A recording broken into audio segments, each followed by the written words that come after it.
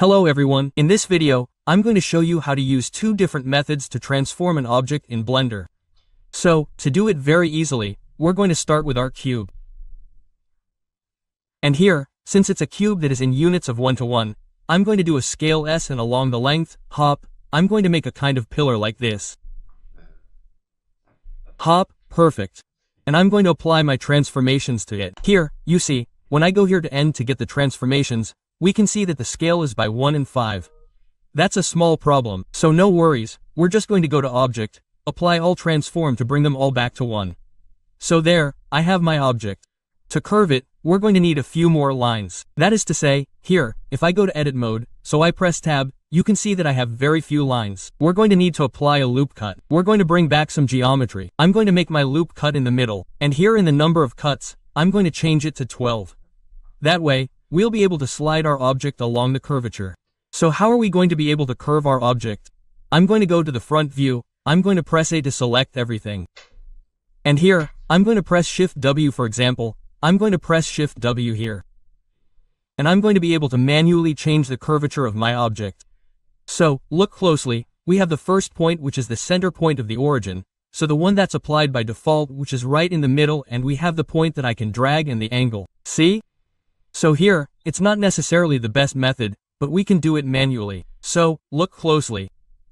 For example, if I take my Shift W here on the Z-axis, I'll be able to move it relative to my center of origin.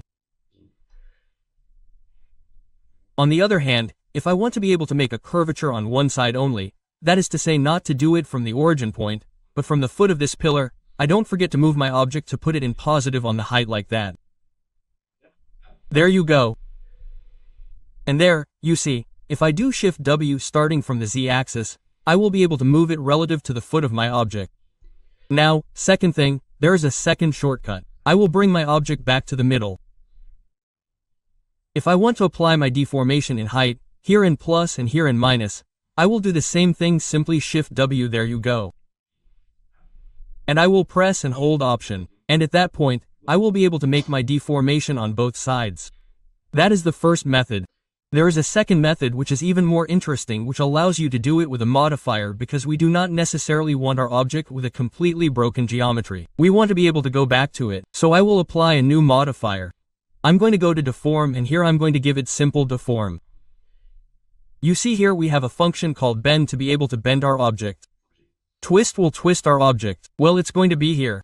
So here, I'm going to be able to directly not only give it an angle on my curvature relative to the middle. You see here my angle of curvature relative to the tangent is 66 degrees. I can also tell it relative to an axis. So here for example, we can't see it but it's from the front. Hop, X will be on the other side. And Z, well, the Z on an object like this, it won't be visible. But anyway, we can use angles. We also have another way of doing it which is really interesting, which is that we can give restrictions to our curvature.